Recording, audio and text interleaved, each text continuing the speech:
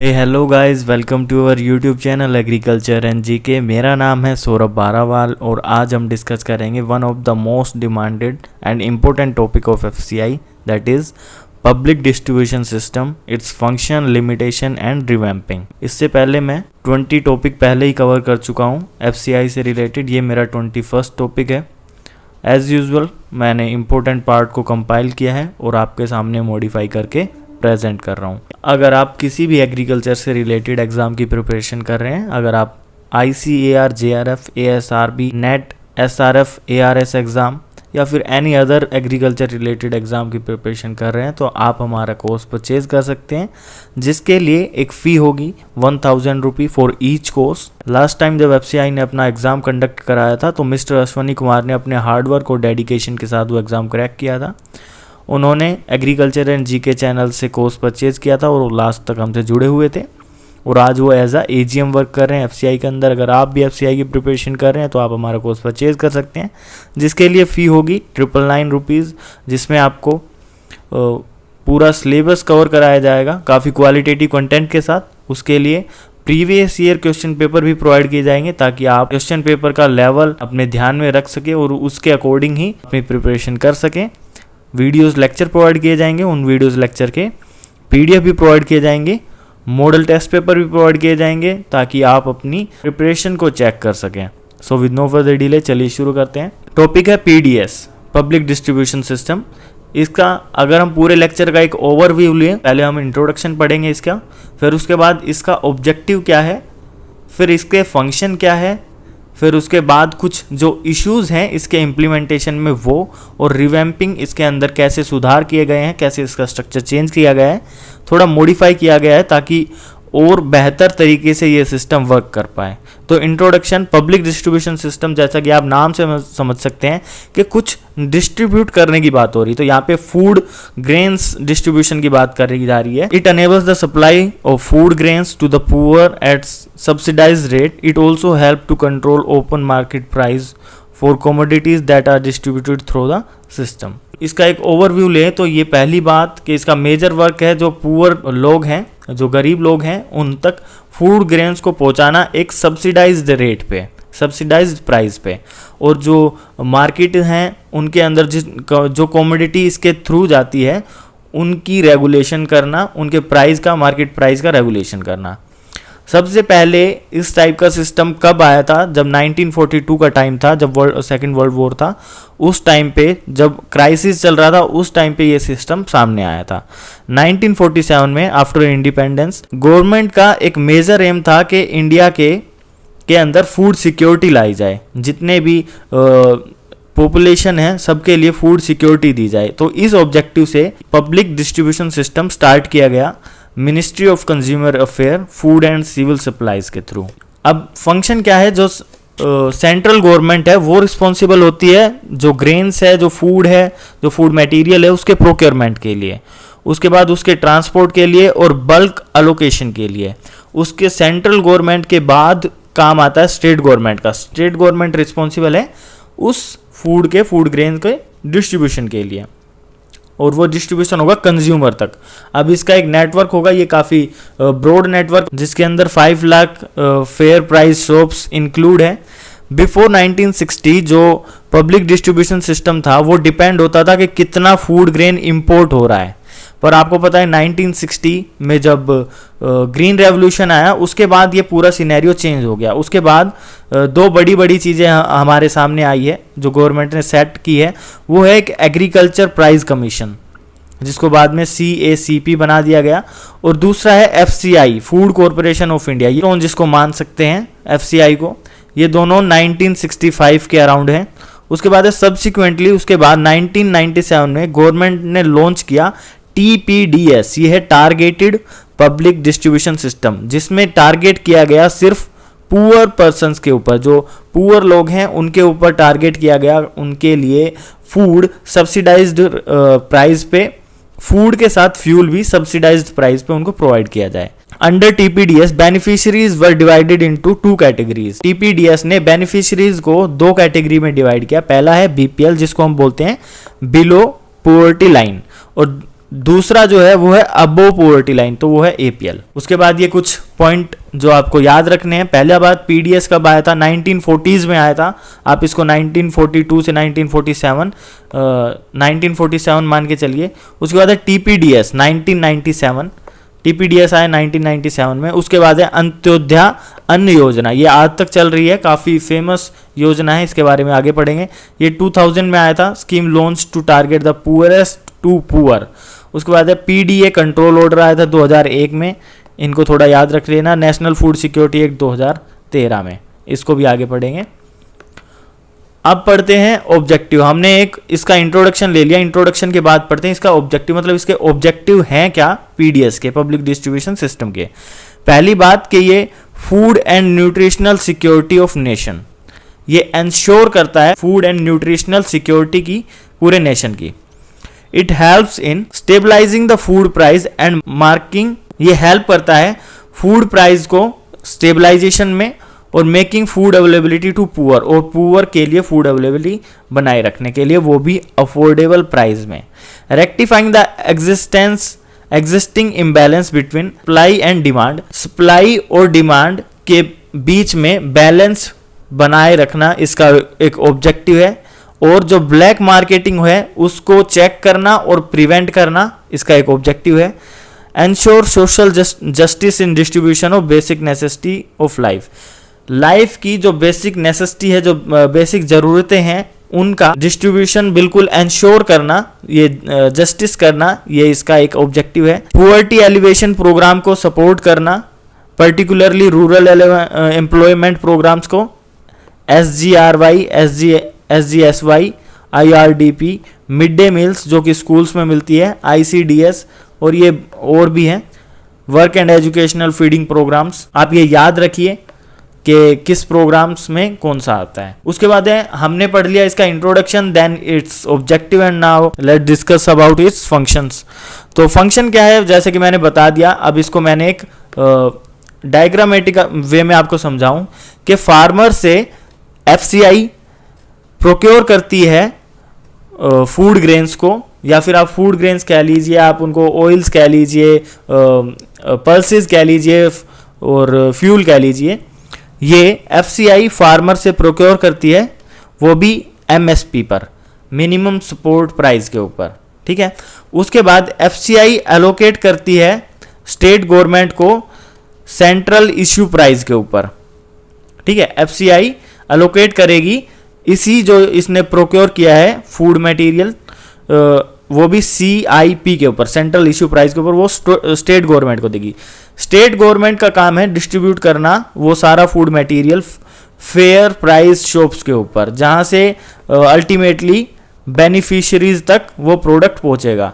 अब state government से fair price shop तक पहुंचने के लिए दो और स्टेप्स हैं। पहला है district administration and the second one is block administration. अब ब्लॉक एडमिनिस्ट्रेशन के बाद गोडाउन्स में जाके वो स्टोर हो जाता है, और वहाँ उस स्टोर पार्ट से, गोडाउन से फेयर शॉप्स तक, फेयर प्राइस शॉप तक वो ट्रांसपोर्ट किया जाता है, और फेयर प्राइस शॉप से अल्टीमेटली बेनिफिशियरी तक पहुंचा है। तो ये पूरा फंक्शन हो गया पीडीएस का। अब पीडीएस के अंदर आप देख सकते हैं क्या क्या चीज़ें वर्क कर रही है। पीडीएस कोई एक अलग से सेपरेटली कोई सिस्टम नहीं है, पीडीएस के अंदर ये सब आते हैं। FCI आ गया, स्टेट गवर्नमेंट्स के, ये district administration, block administration, godowns, fair price shop, ये सब पीडीएस का ही पार्ट है।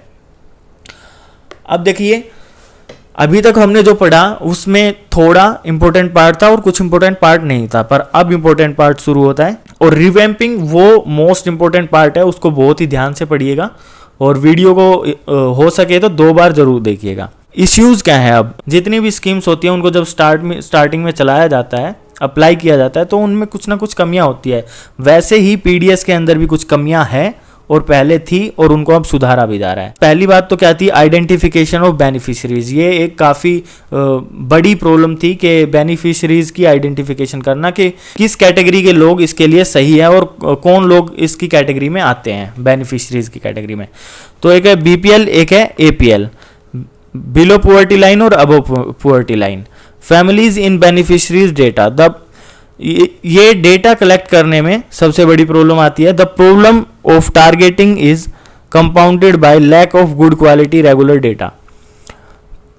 और प्रॉब्लम इसलिए आती है क्योंकि गुड क्वालिटी का डेटा हमें रेगुलर इंटरवल पे गुड क्वालिटी का डेटा नहीं मिल पाता, इसलिए आइडेंटिफिकेशन में प्रॉब्लम आती है। No regular official estimates of actual income of house hold. और ये किस वजह से होता है? क्योंकि सही अनुमान नहीं लगाया जा पाता कि इस हाउस की एक्चुअल इनकम कितनी है। Another indicator of inaccurate classification of beneficiaries is the existence of ghost card in several states। अब आप कहेंगे ये घोस्ट कार्ड क्या है? घोस्ट कार्ड वो कार्ड हैं जिन नाम से या जिन हाउस होल्ड के साथ लोग है ही नहीं, बस वो कार्ड बनाए गए हैं इलीगली ताकि उन कार्ड्स के ऊपर फूड इशू कराया जा सके और उसको मार्केट में ब्लैक में बेचा जा सके। तो वो है घोस्ट कार्ड के, वो मेंबर हैं ही नहीं, बस उनके नाम का कार्ड बना हुआ है फेक। तो घोस्ट कार्ड हो गया और ऊपर से lack of good quality regular data, ये दो रीजन है। उसके बाद है shortfall of storage capacity with FCI against the central pool stock. दूसरी बात है कि हमारे पास स्टोरेज, अब एफसीआई प्रोक्योर तो कर लेगी पर वो कितना प्रोक्योर करेगी? एफसीआई 1/3 जितना प्रोड्यूस होता है उतना लगभग प्रोक्योर करती है, फिर भी उतना इनफ नहीं होता कि पूरे नेशन के लिए फूड सिक्योरिटी में डिस्ट्रीब्यूट कराया जा सके इतना फूड। तो उसके लिए ये भी थोड़ा सा एक चैलेंजिंग पार्ट है। उसके बाद है rising subsidy and financial burden. अब एफसीआई तो उसे एमएसपी पे प्रोक्योर कर रही है, पर उसको जब बेनिफिशरीज को प्रोवाइड किया जाता है तो वो सीआईपी पे सेंट्रल इश्यू प्राइस के ऊपर डिस्ट्रीब्यूट किया जाता है। तो उसकी वजह से ये जो सिस्टम्स है, ये ऑर्गेनाइजेशन है, इनके ऊपर फाइनेंशियल बर्डन आने लग गया है। तो ये भी एक इम्प्लीमेंटेशन में एक इशू है। The centre barriers a large financial burden of food subsidy.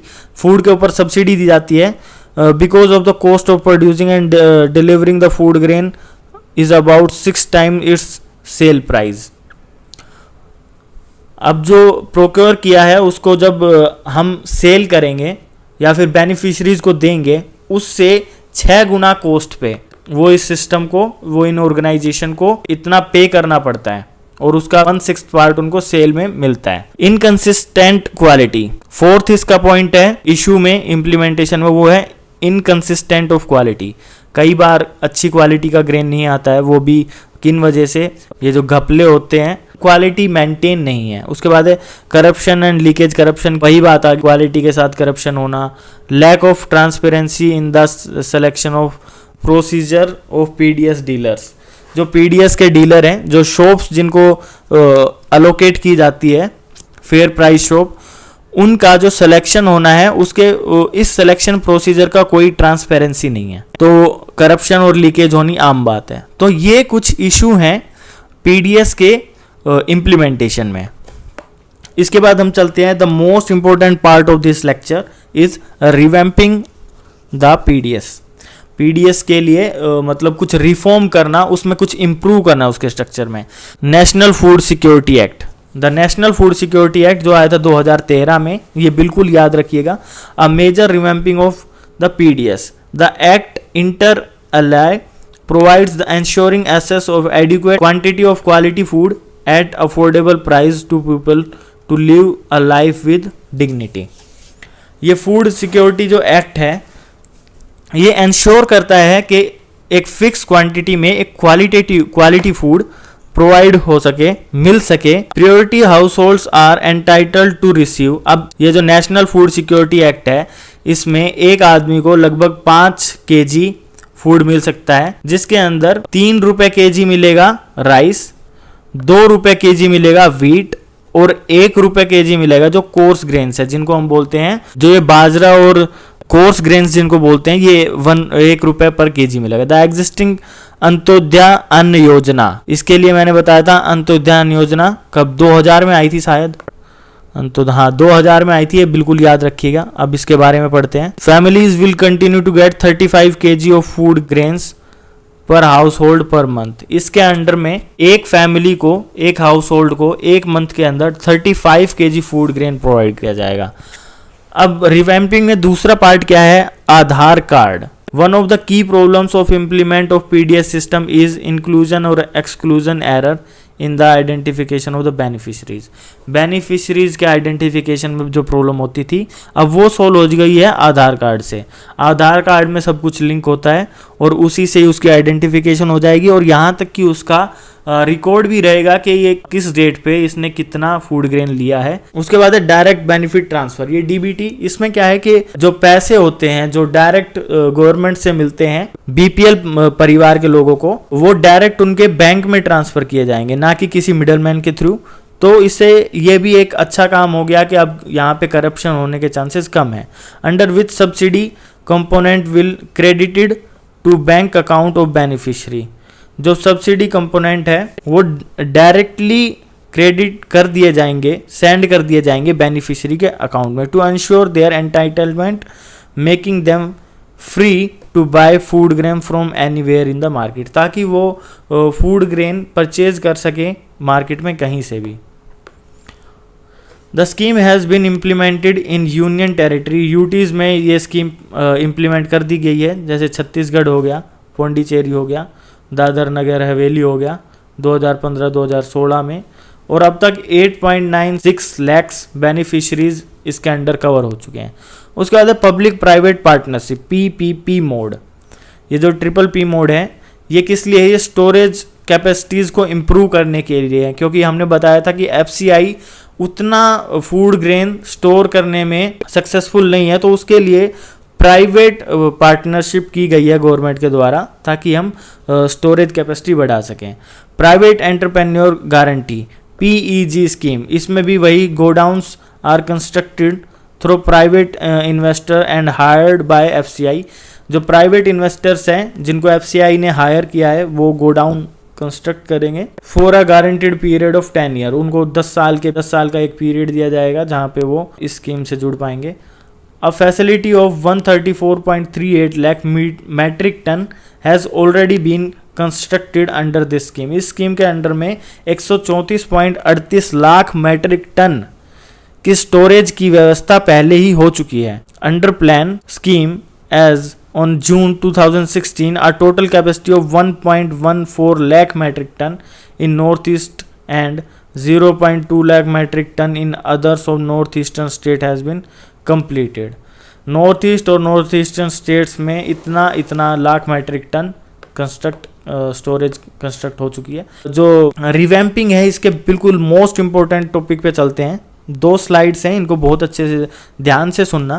पहला है डिजिटाइजेशन ऑफ राशन कार्ड। आपको पता है green ration card, orange ration card, अलग अलग रंग के राशन कार्ड बना दिए गए हैं, उससे बेनिफिशियरीज की आइडेंटिफिकेशन हो जाएगी। enables correct identification of beneficiaries, removal of bogus rations card and better targeting of food subsidy.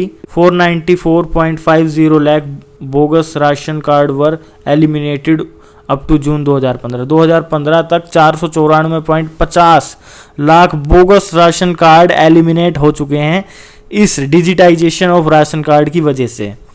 State of implementation, implemented in all states, details are available on the transparency portal of all states and UTs.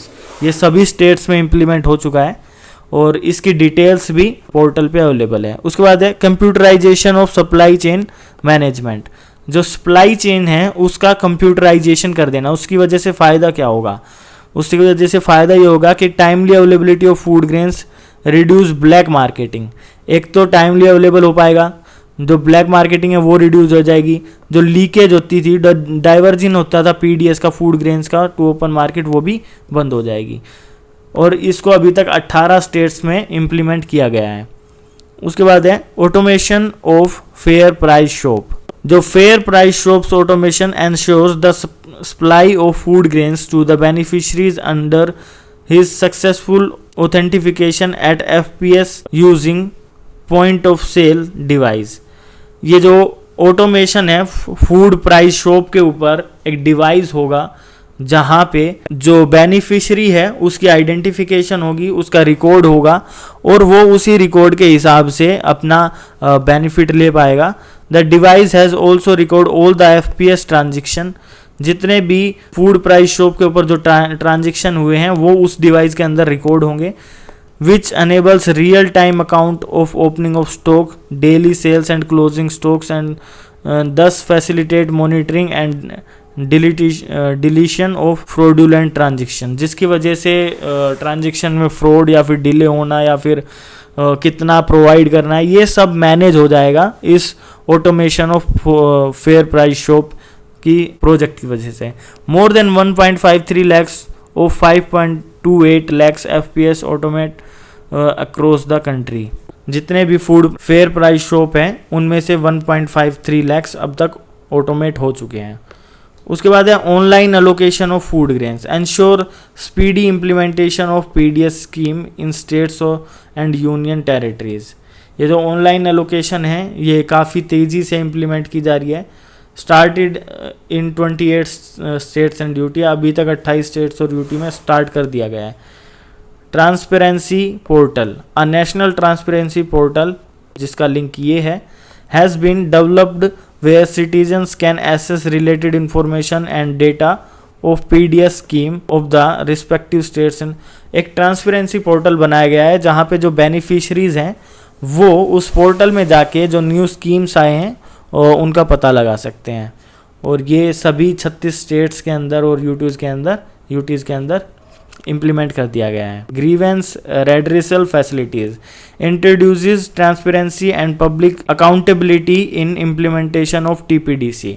जो TPDC था, जो target PDS था, उसकी transparency के लिए और public accountability के लिए ये फैसिलिटी प्रोवाइड किए गए। उसके बाद online deport system, the system will provide data regarding stock position, movement, quality, quantity food grains in deports of food corporation of India and would help better monitoring. ये एक system है जहाँ पे जो कि बल्क में होता है फूड ग्रेन्स, उसकी पोजीशन, उसकी क्वांटिटी, उसकी मूवमेंट, उसका कितना स्टॉक है, ये सब हम चेक कर सकते हैं, जिसकी वजह से सुपरवाइज कर सकते हैं, जिसकी वजह से जो लीकेज है और जो लॉसेज हैं वो कम हो सकते हैं। इनिशियली इंट्रोड्यूस फॉर एफसीआई, जो पहले एफसीआई के लिए इंट्रोड्यूस हुआ था, and later cover central warehousing corporation, state warehouse corporation and hire depot. और वो बाद में सेंट्रल और स्टेट वेयर हाउसिंग और हायर डिपोर्ट्स के ऊपर भी इम्प्लीमेंट कर दिया गया। इसी के साथ हमारा आज का लेक्चर कंप्लीट होता है। उम्मीद करता हूँ आपको लेक्चर पसंद आया होगा। अगर आपको लेक्चर पसंद आया है तो प्लीज़ वीडियो को लाइक करें, अपने फ्रेंड्स के साथ शेयर करें और हमारे एग्रीकल्चर एंड जीके चैनल को सब्सक्राइब करें। उम्मीद करता हूँ आप सभी अपने घर पे होंगे, सेफ होंगे और अपनी फैमिली को भी सेफ रख रहे होंगे। जल्द ही मिलते हैं एक नई वीडियो के साथ, तब तक के लिए पढ़ते रहिए और आगे बढ़ते रहिए। Thank you.